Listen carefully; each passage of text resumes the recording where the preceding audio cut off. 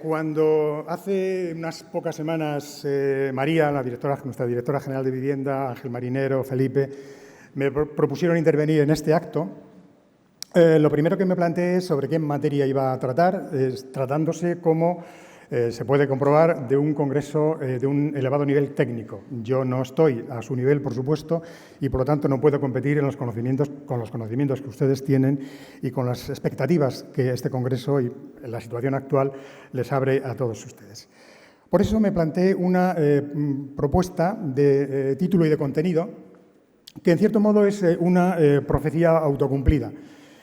Construyendo la ciudad de los tejados de silicio, entre el ocaso de los barrios populares y las nuevas termoutopías. En realidad es una pequeña ponencia que es una profecía autocumplida. Todos sabemos que en breve los tejados van a ser de silicio, eso está muy claro. Es una hipótesis también autodemostrada. En muy poco tiempo, una buena parte del parque residencial en España y en Europa tendrá este elemento en la cumbrera de todas las edificaciones. Por lo tanto, todo lo que yo pueda señalar ahora no viene sino a corroborar algo que está ya, en cierto modo, autocumplido. Y a ello ha venido a sumarse la decisión que acaba de tomar la semana pasada, como todos ustedes saben, la Comisión Europea, modificando el reglamento por el que se eliminan algunas trabas relacionadas con la evaluación ambiental, etcétera, en la instalación de placas solares en edificios, teóricamente reduciéndolo a un mes, aunque evidentemente la Comisión Europea no sabe dónde se ha metido. Es decir, este reglamento tiene que pasar por el trámite administrativo. La Administración estatal, la Administración regional, la Administración provincial, la Administración municipal, la Administración de los administradores de fincas, la Administración de cada uno de nosotros en nuestra casa. Esa suma de decisiones es tan relevante que no va a poder llevarse a cabo en el tiempo que la Comisión Europea supone, llevará mucho más tiempo del que se presume y, por lo tanto, lo que se recoge en el título como utopía, me temo que a término de 2030, donde parece que se acaba el mundo, o de 2050, donde se acaba la galaxia, probablemente esté todavía sin cumplir, aunque no deja de ser por ello una profecía autocumplida. Bien, como pueden ustedes ver, en la diapositiva inicial es un tanto provocadora. Lo normal en una ponencia que va a tratar sobre las termoutopías residenciales hubiese sido elegir una imagen con un tejado con toda la cubierta llena de placas solares, con placas fotovoltaicas. Me he ido en otra dirección porque, digamos que como geógrafos nos preocupa un poco no solamente lo que hay en las alturas, sino pisar a ras de suelo. Esta es una imagen de una cubierta que representa además el tránsito que se está produciendo, que se va a producir en pocos años y que afecta a varias generaciones. Se va a pasar de los tejados protectores con aluminio, número atómico 13, a los tejados calentadores con silicio, número atómico 14. No deja de ser una casualidad que la sucesión de los números, el orden de los números venga a corresponder con la evolución que va a sufrir toda la ciudad en relativamente poco tiempo. El planteamiento que voy a hacer va a ser muy breve, tengo muy poco tiempo. Esta ponencia no tiene por objeto sino romper el hielo, calentar el ambiente, tomar tierra, que parece que son expresiones adecuadas para un congreso que va a tratar sobre rehabilitación. Y el planteamiento consiste en partir de lo muy general, la situación que tenemos ahora mismo a escala planetaria, desde una perspectiva, insisto, muy básica, para pasar luego a los edificios, al estado de las edificaciones en la mayor parte de las ciudades fundamentalmente españolas, y terminaremos, evidentemente, en los tejados. No va a ser una ponencia muy técnica, no voy a llenar, como hacemos habitualmente en nuestras clases, la pantalla de datos, cifras, estadísticas, cuadros, etcétera, sino que todo eso lo he digerido, lo he resumido y quiero planteárselo con un planteamiento un poco crítico y provocador. Espero que sepan entender el sentido que quiero dar a todo esto. Bien, la fotografía que ilustra esta segunda ponencia es la ciudad que se ha empezado a construir en Arabia Saudí, llamada The Line, la ciudad de los 2 billones de dólares, que es, digamos, lo que se supone que va a ser la ciudad futura, la ciudad eficiente, sin ningún problema, ni de tipo social ni de tipo ambiental, es decir, una utopía cara, que, como probablemente sepan, ha empezado a construirse, lo mismo que otros proyectos similares están o en fase de construcción o en construcción muy avanzada.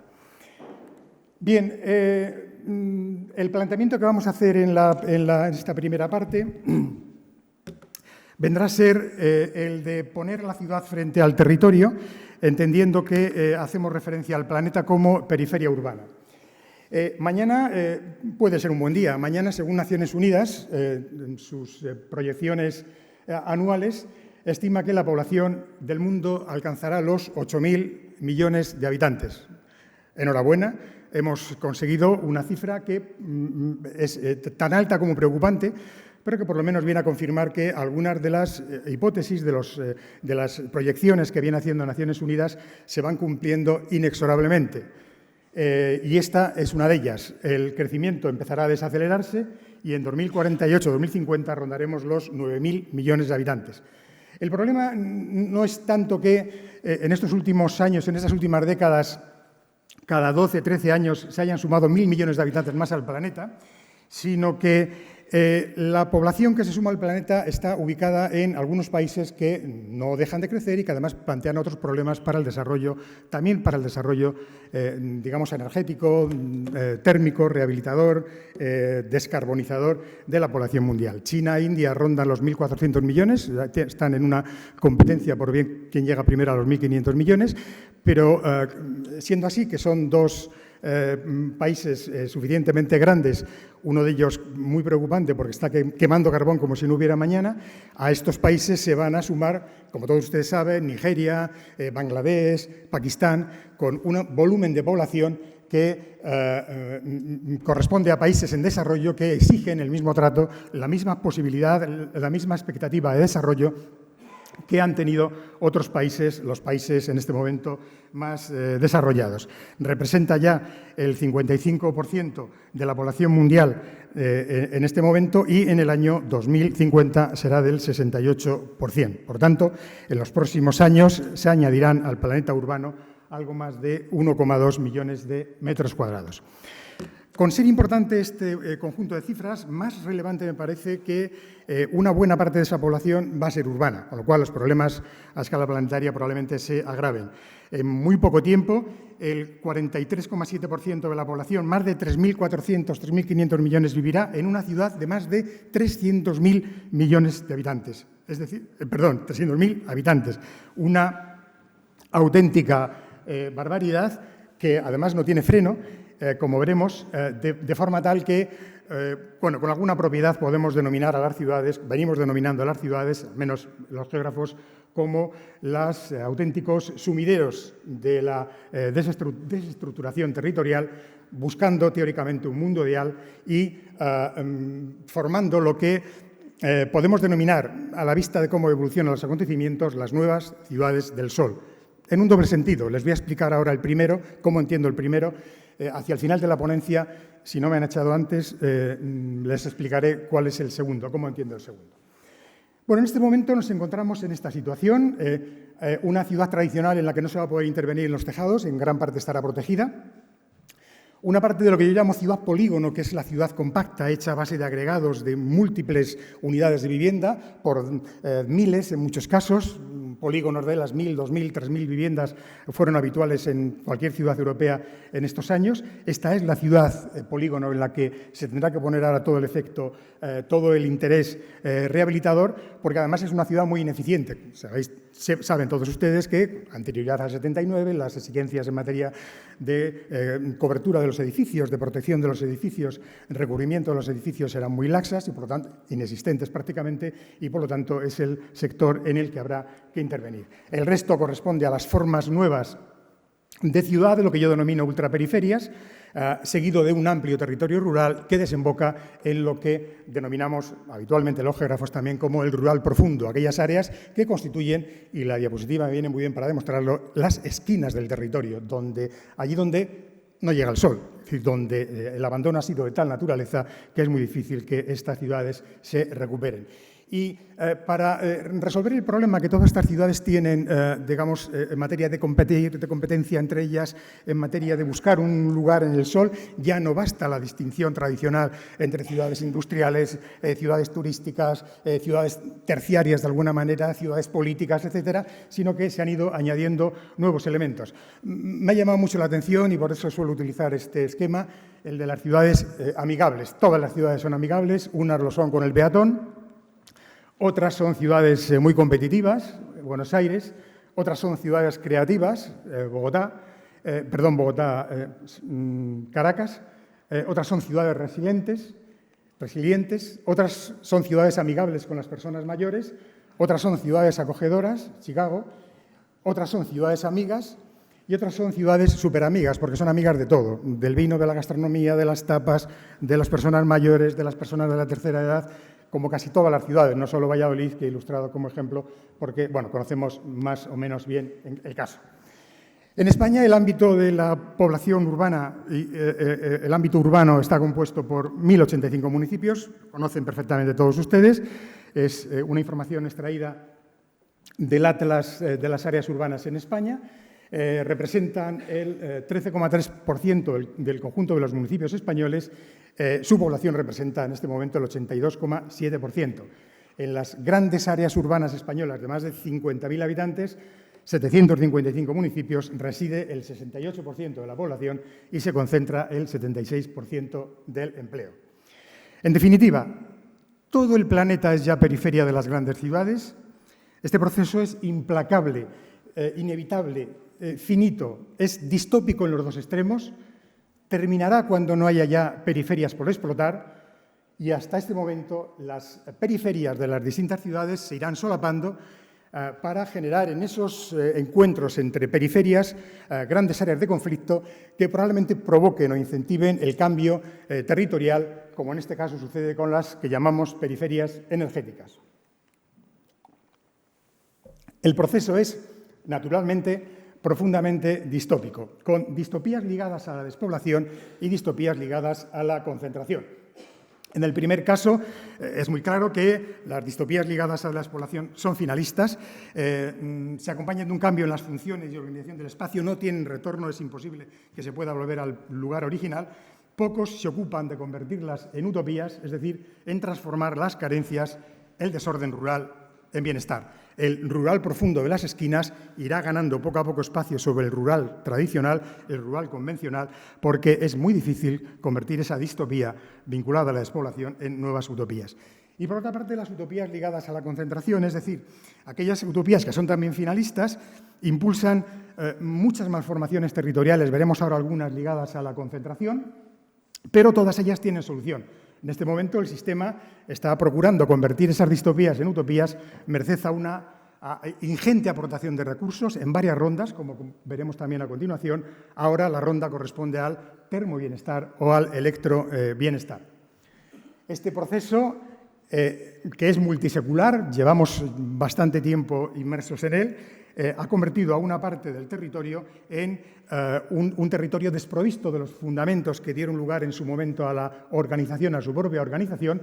El territorio será abandonado, despoblado, destruido, asolado y, perdida su capacidad de reproducción, retornará al punto de partida.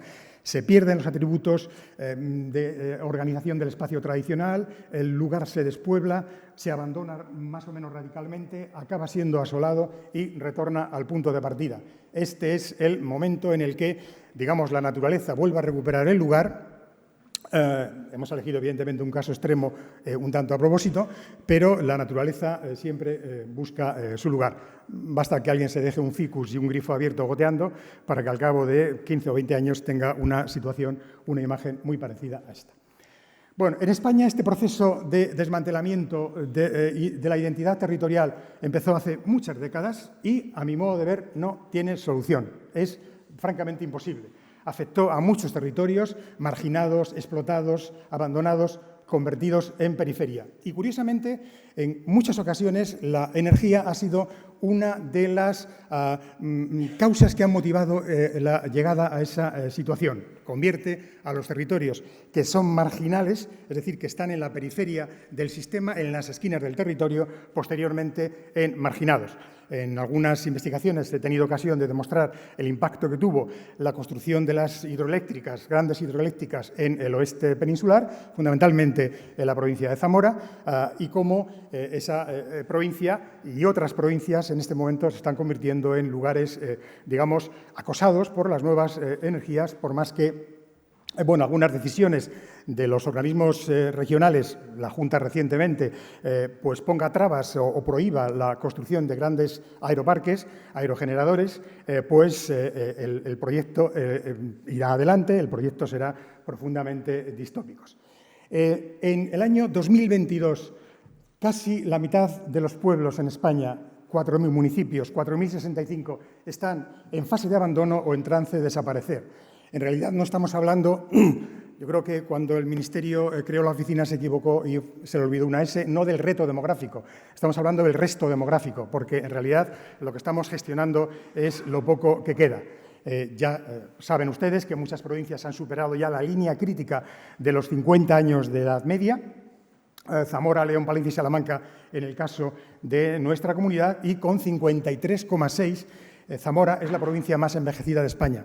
Y no solo es el problema es que este porcentaje, esta edad media de grandes territorios también se reproduce en pequeños territorios, de forma tal que algunos barrios de esa gran ciudad que denominábamos ciudad polígono están en una edad media similar. En algunos barrios de Valladolid la edad media está entre 51 y 49, es decir, son barrios muy envejecidos a los que la sola hipótesis de tener que hacer un desembolso, una derrama para construir un parque solar en la techumbre, pues va a ser bastante complicada. Por cierto, que el nuevo reglamento efectivamente libera de la obligación de las auditorías de impacto, etcétera, a las instalaciones de menos de 50 kilovatios. 50 kilovatios son 15 vecinos, es decir, que las torres de vivienda de 60, 70, 80 vecinos probablemente sigan necesitando de alguna de estas 6 o 7 administraciones que les he citado anteriormente. Es el resultado, el de la España seca, el mapa de la España sin bares, es muy similar al mapa de la España despoblada. Tomando la información tanto del INE, en este caso, sobre los municipios que yo llamo jubilados, es decir, aquellos que en el porcentaje de población de más de 65 años puede llegar en muchos casos al 51, 61, 70, casi hasta el 80%, vean ustedes cuáles son, y tomando información de un compañero geógrafo del departamento, Fernando Molinero, los saldos de población entre 1950 y 2001 arrojan un balance netamente negativo, colores azules, y un balance muy positivo en el entorno de las grandes aglomeraciones urbanas, vean ustedes Madrid, Barcelona, Valencia, Sevilla, Murcia. La provincia de Murcia es ciertamente sorprendente, de cierto modo es una anomalía. Este reto demográfico, contemplado con saldos de población más recientes, de 2001 a 2011, observa la misma estructura que se reproduce en la densidad de población. Observen ustedes este arco que coincide con la España sin bares. Es una pequeña ironía, una pequeña broma, pero que no deja de tener una cierta traducción. Municipios que, casi todos ellos con menos de 100 habitantes, han visto perder algunos de los servicios que, no siendo capitales, mantenían ese cierto grado de cohesión que se necesita para que un municipio conserve la actividad, conserve la población. La actividad agraria se puede conservar, lo que es más difícil de conservar es la población. Bueno, entiendo, y estas son unas conclusiones personales, evidentemente, que gran parte de las inversiones públicas en el medio rural, necesarias, son en parte una mezcla de utopía y melancolía. Están, en cierto modo, concebidas para corregir la hemorragia, raramente para repoblar. Es imposible prácticamente. Nadie vuelve al campo para trabajar del campo. Las únicas repoblaciones efectivas desde el punto de vista funcional son aquellas, ustedes lo conocen, que tienen cerca un municipio, en torno a 45 minutos, una hora, en el que residir, y un municipio más pequeño, parcialmente abandonado, en el que trabajar. Porque al despoblamiento en las áreas periféricas, en las del rural profundo o incluso en las áreas rurales no tan profundas, se le suele sumar un dato que es crítico y contradictorio.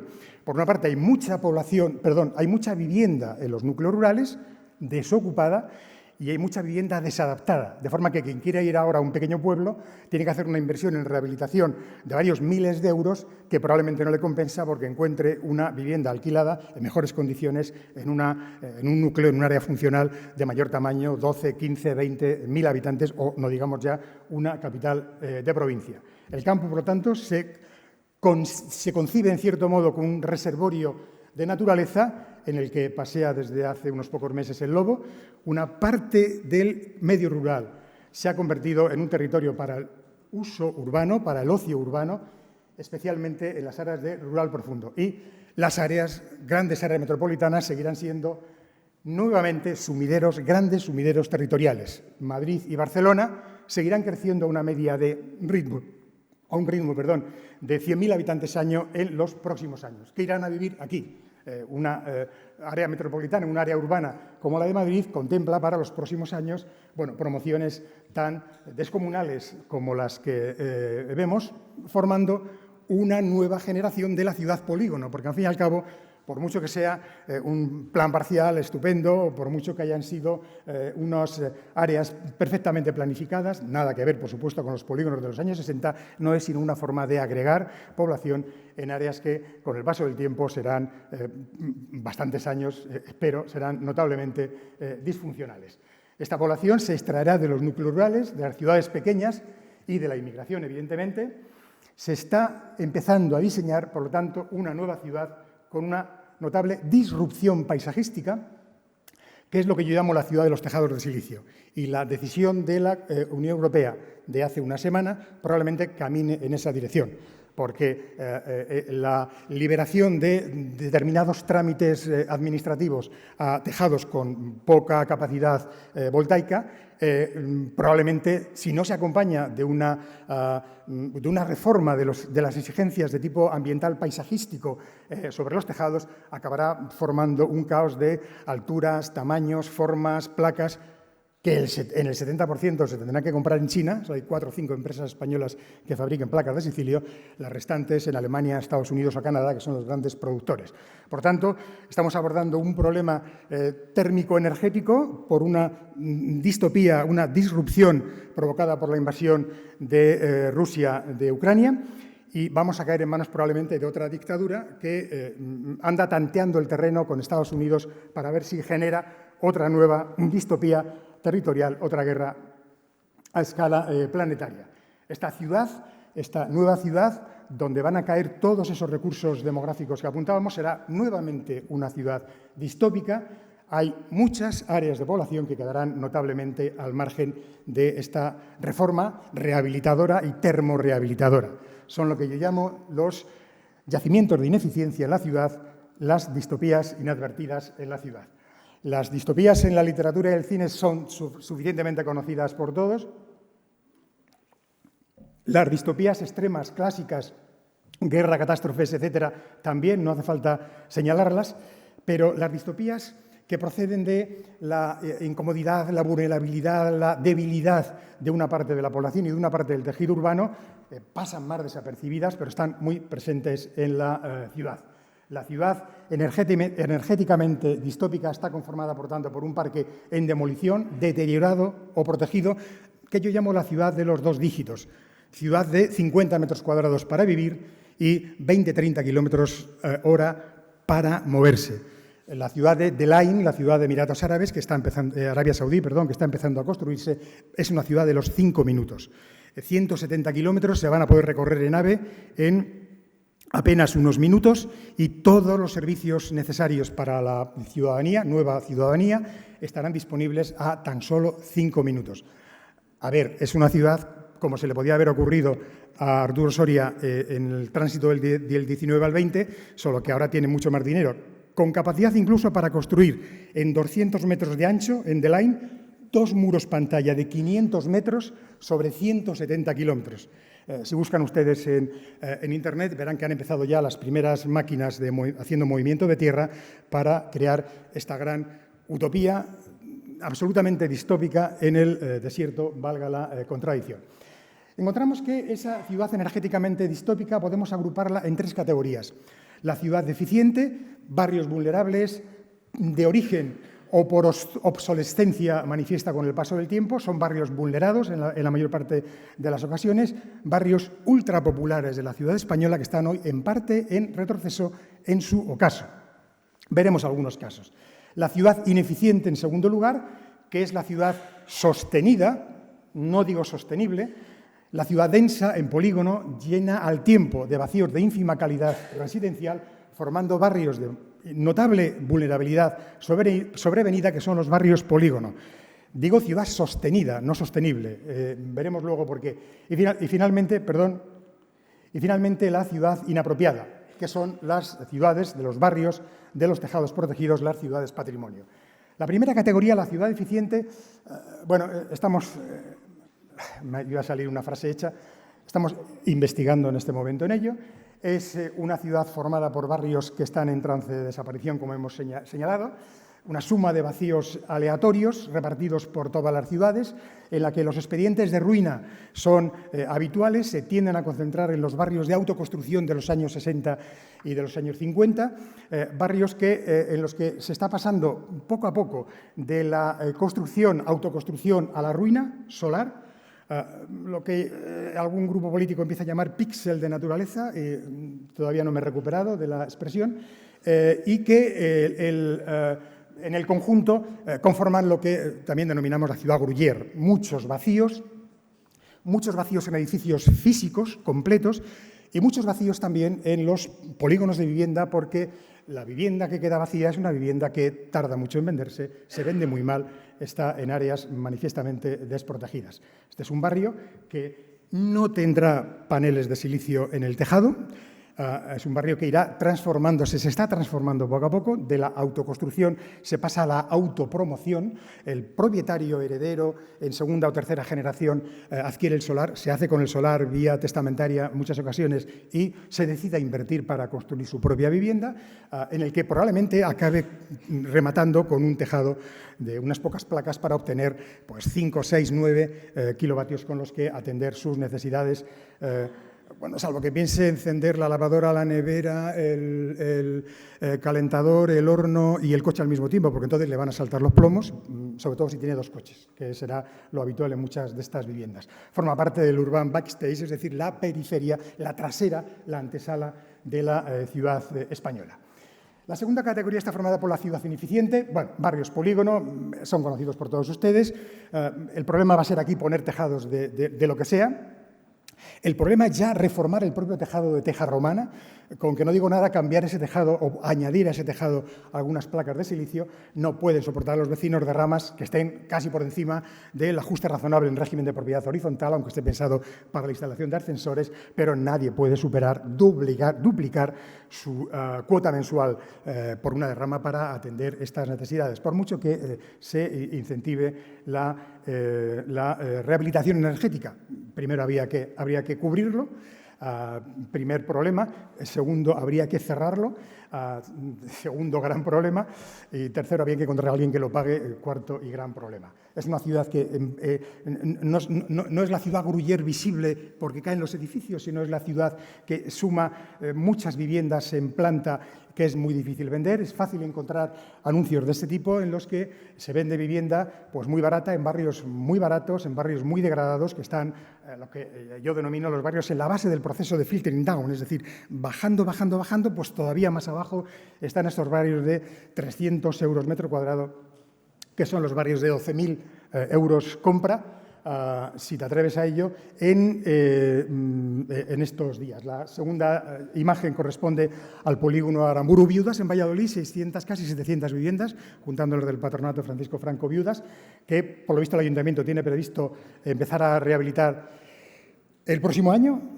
Es probable que se empiece a rehabilitar dentro de 2 o 3 y terminen dentro de 7 o 8, cuando ya no haga falta energía, o cuando ya hayamos perdido toda la energía, dicho de otra manera.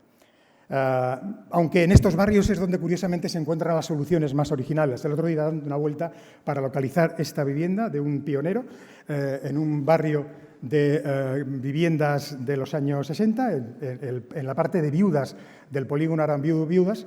Bueno, pues una persona ha buscado su propia solución y alguno, en la imagen de la izquierda, ha entendido la aerotermia de mala manera y ha quemado parte de las ruinas que había del edificio contiguo y casi se lleva por delante a esa torre de viviendas de 8 alturas contigua. Es bastante frecuente esta. Y finalmente, la ciudad inapropiada. Bueno, son tejados protegidos. Es frecuente encontrar incluso en Toledo, que tiene ultraprotegido su entorno urbano con algunas cubiertas de silicio, probablemente anteriores a las normas más protectoras, pero casi todas las ciudades, Córdoba, Sevilla, supongo que en sus planes de reforma interior de sus cascos históricos lo tengan contemplado, pues tienen prohibido construir tejados de silicio, supongo que como en el caso del Ayuntamiento de Valladolid, salvo que no se vean, con lo cual estamos haciendo una suerte de doble juego porque efectivamente sigue siendo una ciudad inapropiada por protegida. Y es una ciudad muy extensa. Tercera parte, vamos hacia la ciudad de los tejados de silicio, lo que yo llamo la termoutopía subvencionada. Y entraríamos, luego veremos en detalle, digamos, en la tercera ronda de financiación. Verán ustedes, en España hay muchos edificios que se financian cuando se construyen, protección oficial, 40, 50, 60. Se han financiado cuando se rehabilitan, segunda rehabilitación, 85, 90, la rehabilitación más reciente, y se van a volver a rehabilitar con fondos públicos en una tercera ronda. Yo creo que ya no lo veré, pero habrá una cuarta ronda para poner depósitos de agua en los tejados porque la próxima distopía tendrá que ver con el agua.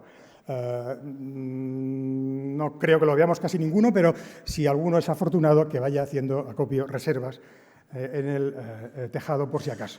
Bueno, la ciudad de los tejados de silicio. El proceso se acelera, todos ustedes saben, 24 de febrero de 1922 se le cruzan los cables a quien todos sabemos e invade Ucrania. Comienza la crisis de los años 20, de forma que pasamos de los felices 20, después de la Primera Guerra Mundial, a una crisis distópica en este momento en el que todavía no sabemos lo que va a pasar, podemos intuirlo, que es la ciudad de los años 20, ciudad que ha nacido en crisis en los 20 y que probablemente nacerá y se desarrollará en crisis.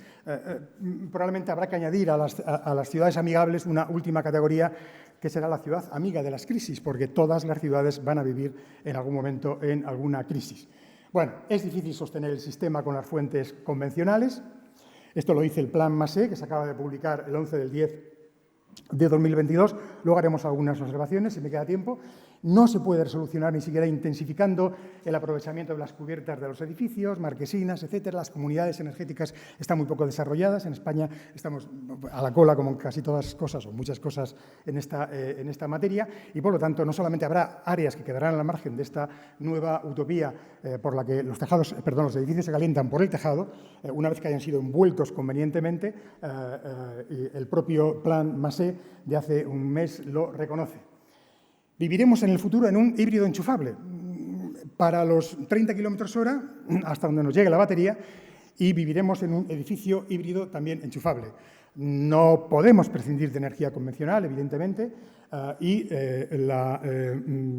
salvo que se nos haga de noche, en todos los sentidos, y, por lo tanto, la utopía que representa o que identifica el fin de los problemas con los tejados cubiertos de silicio no deja de ser eso, una utopía. La hipótesis que vamos a sostener es que es materialmente imposible proveer de energía en forma de autoconsumo y calor, autogeneración, a toda la población.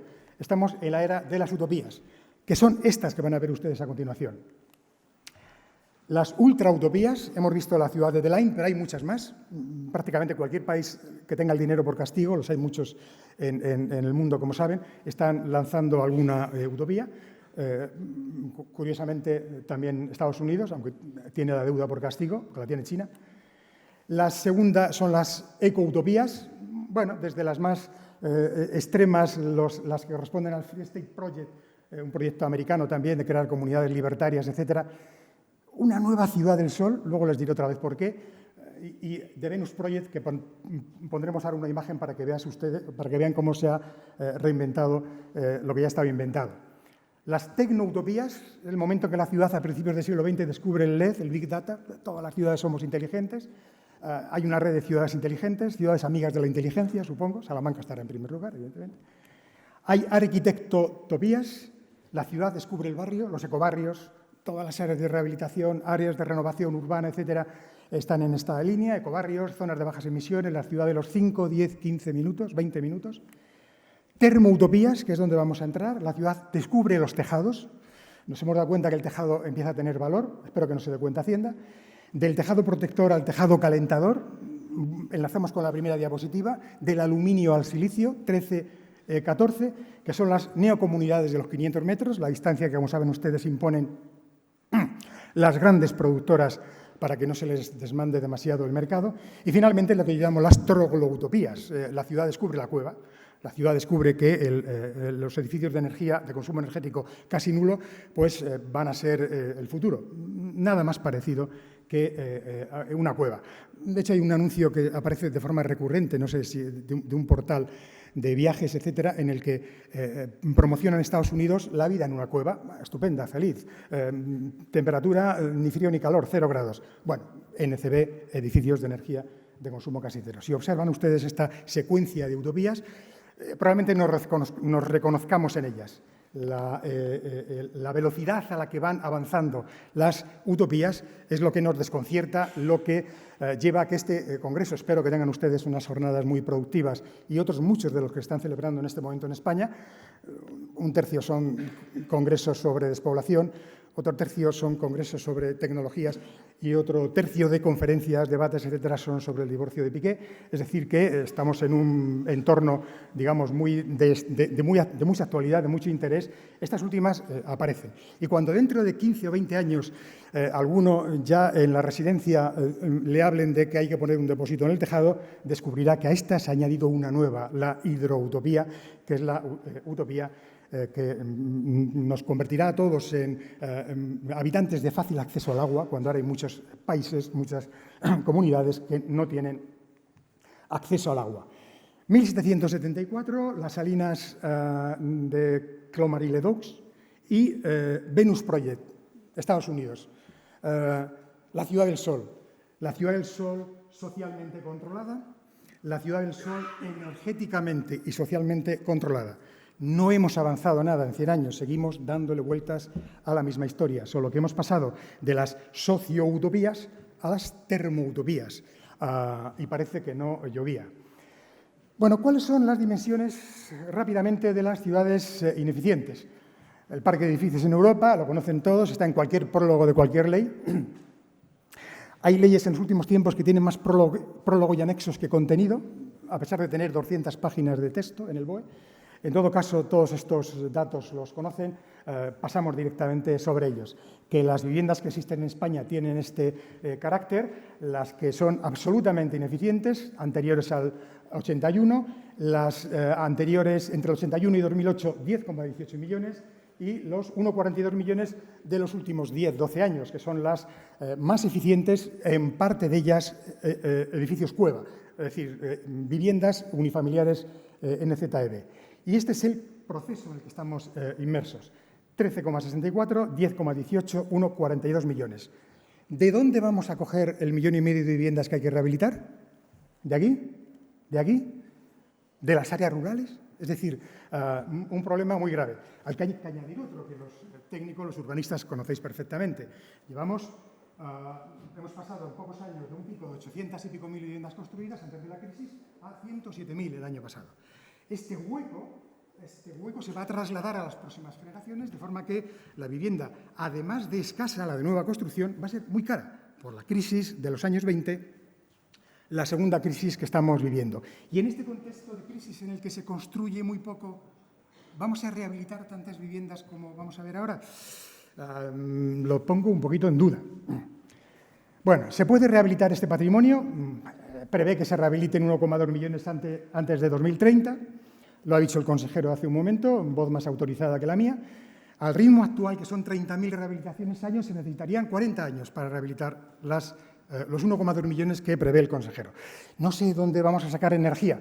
Probablemente recursos sí, pero los recursos ya saben ustedes que se dedican lo mismo para hacer publicidad que para construir otras cosas. Entonces, recursos bien dirigidos para rehabilitar ese parque de 1,2 millones de viviendas. Bueno, es más, para 2050, 7 millones de viviendas. Al ritmo actual necesitaríamos 233 años. Habríamos pasado las hidroutopías, estaríamos en las utopías de no sé qué y todavía seguiríamos rehabilitando viviendas que alguien pensaba hacer en el año 2022, en noviembre, el día 8 de noviembre, cuando la Comisión Europea dijo quitemos trabas, vamos a ponérselo sencillo a estos señores que se han reunido aquí para ver cómo se rehabilita y termorehabilita y vamos a ir un poquito rapiditos, rapiditos. Bueno, la estrategia contempla una reducción de los gases de efecto invernadero del 98,8% en 2050 respecto a 2020. Perfecto, sí, podemos ir al 100%, pero China está, insisto, quemando carbón como en el siglo XIX quemábamos nosotros, Europa, y los demás países no decimos nada. ¿Cómo se consigue este objetivo de rehabilitar? Bueno, acotando el consumo energético. De hecho, es el leitmotiv de este congreso. Vamos a forrar los edificios, vamos a cubrirlos, vamos a evitar que se pierda energía. Esta es una parte importante. 6 millones necesitaban rehabilitación, estaban en las letras D y E, y 7,78 en las letras F y G.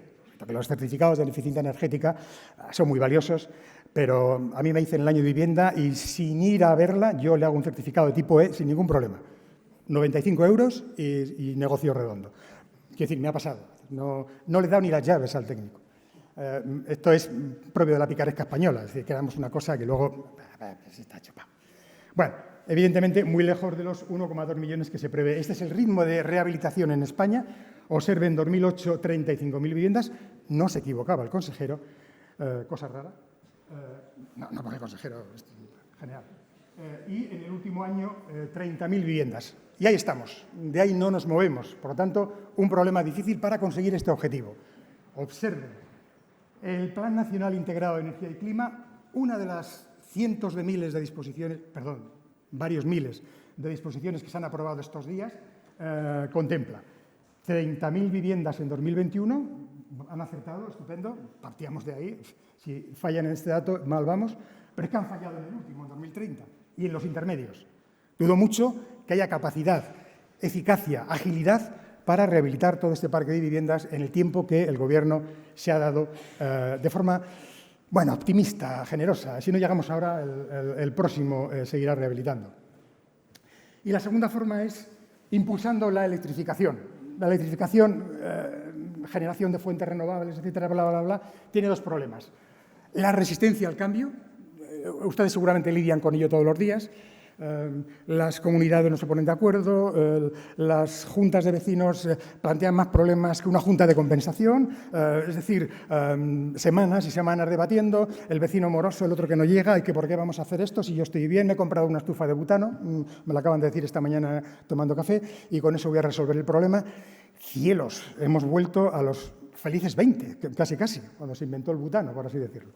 Un problema además muy grave porque en los últimos años se ha incrementado el número de población que vive en alquiler y por lo tanto el debate entre agentes, propietario, arrendatario, pues vamos a ver, la estrategia del prisionero, ¿quién empieza primero? ¿Rehabilito yo para que...? Bueno, no, pero como te van a financiar te subo el alquiler, bueno, pues no te rehabilito, seguimos igual. Ese es un problema muy grave, falta de información, obtención de permisos, gestión de ayudas, acuerdo de la comunidad, etcétera. Falta de conocimiento de la eficiencia de cada uno de los elementos, duda entre las empresas comercializadoras. Yo ahora busco en Internet comercializadoras de paneles fotovoltaicos y obtengo 2,5 millones de entradas. Por cierto, que aprovecho para decirles que después de 45 años dando clase he conseguido doblegar el algoritmo de Google. La ciudad, Tejado, Silicio, aparece la primera entrada entre 102.000. Enhorabuena a los premiados. Bueno, pues esa es la situación, dificultad para encontrar una comercializadora adecuada, que no tenga la sensación de que alguien te está engañando por el camino, porque es bastante frecuente, muchas dudas sobre los tejados compartidos, tejados en edificios públicos, comunidades energéticas, etcétera, etcétera. ¿Qué va a pasar con las huchas de calor? ¿Están bien desarrolladas? Las huchas de energía, perdón. ¿Hay capacidad para almacenar suficiente? ¿Cómo voy a resolver el enchufable? Vale, el enchufable sí, pero el híbrido, gas todavía. Bueno, dudas de esa naturaleza. Una encuesta realizada por el Consejo General de la Arquitectura en 2020, conocerán supongo, muestra que la eficiencia energética es uno de los factores menos relevantes cuando se adquiere una vivienda. El E lo tienes el aprobado de entrada, el E. Solo el 51% de la población conoce el certificado de eficiencia energética, incluso cuando va a comprar una vivienda, se lo tiene que recordar el API, el agente de la propiedad. ¿Y eso cuánto me va a costar? 95 euros. Y el 69% de los encuestados manifiesta que no invertiría en su vivienda para reducir el coste de sus facturas energéticas. Cierto es que Putin estaba todavía debatiendo si invadía por el este o por el oeste, pero probablemente este porcentaje se mantenga. El edificio es un edificio del Poblado de Viviendas de Fasa, en Valladolid, en el que se ha optado por la instalación de paneles solares a lo largo de la fachada. Es la única forma de tener potencia suficiente para este número de vecinos, porque si se colocan solo placas en el tejado, observen el tamaño de los tejados, solo alcanzaría para proveer energía hasta el cuarto piso, más o menos. Ahora, imagínense ustedes las 1.000 viviendas, las 3.000 viviendas, el barrio del Pilar, la ciudad de los periodistas, cualquier ciudad, Garrido, aquí mismo, cualquier barrio de cualquier ciudad española, con esta tipología de vivienda, la típica de los años 60-70, 70-80, para ver cómo vamos a resolver el problema. Tienen ustedes por delante un reto ciertamente apasionante. Bueno, segundo problema. El primer problema, por tanto, desconocimiento de cómo funciona todo esto. Segundo problema, la ley del suelo, perdón Ángel, se ha trasladado al techo. Es decir, la regulación del suelo, que algunas comunidades como la nuestra han resuelto relativamente bien, está ahora en el techo. Es decir, prueben, habrán probado dónde tienen que informarse, gestionar papeles, etcétera, etcétera, para resolver este problema. Cientos de miles de normas, insisto, no son cientos, son miles, para resolver un problema sencillo. Mucha literatura gris. Informes sobre rehabilitación energética, 75 millones de entradas en Google antes de que lo compre Tesla. Una locura, hay de todo. Mucha literatura gris. Muy pocos artículos científicos. Muchos intereses corporativos. Todavía faltan por desarrollar las cooperativas energéticas, 46 en España, cientos de miles de directivas, normas, decretos. Las de la Unión Europea me llevarían como 12 pantallas, las de España me llevarían otras 12 pantallas, lo he resumido en estas 3. El marco energético, que descubre la ruta sin cuidar de elaborar una ruta para conocer las rutas. Ese es un problema muy importante que tienen los gestores, evidentemente. La hoja de ruta del autoconsumo, 9 gigavatios. En la actualidad estamos en 2,5, no llegamos, prácticamente no llegamos.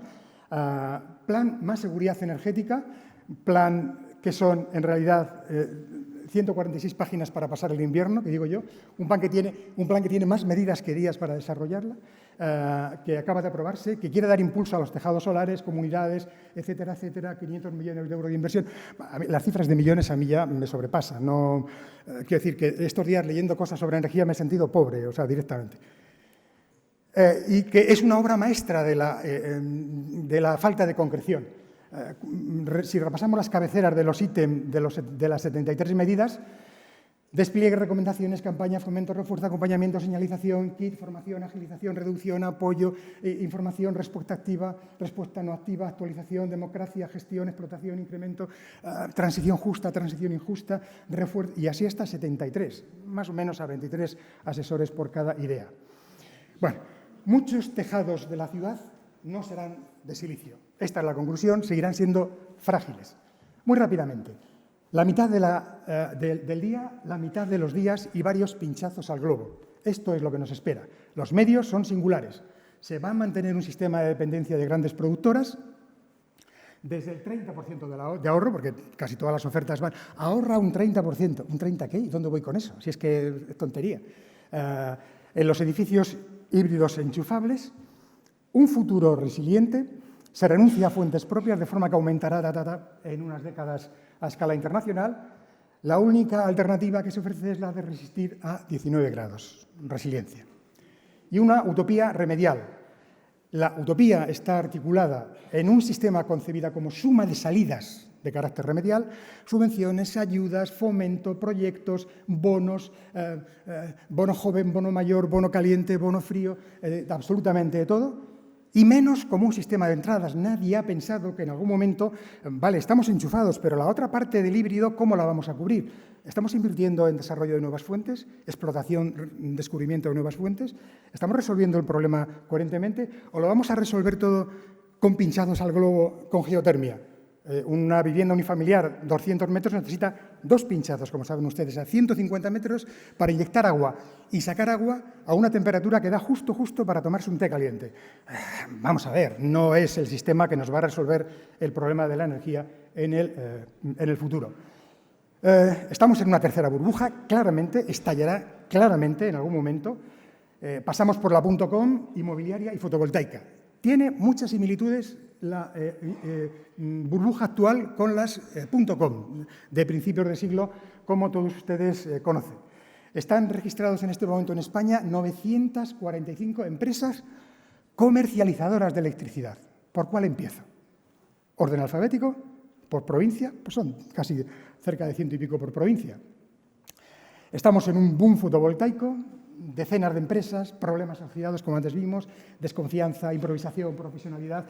Y ya la terminología, la toponimia de estas empresas, pues llama la atención. Me paré en un momento porque desde próxima, eficiente, estupenda, plenitud, respiro, lidero, me sumo, etcétera. Hay toda una gama de empresas del sector inmobiliario que tienen por delante de sí un gran problema, tienen que resolver todo esto en muy poco tiempo. No lo van a hacer, pero no pierdan el ánimo, porque otras cosas más difíciles se han visto en estos días. Es una utopía extremadamente cara. Por otra parte, estamos con un envoltorio agotador, críptico, estamos en la administración que mejor gestiona electrónicamente el formulario en papel con firma digital y una singularidad autóctona que es el único sistema, digamos, de carácter online presencial. Me ha pasado a mí esta semana pasada y lo puedo documentar.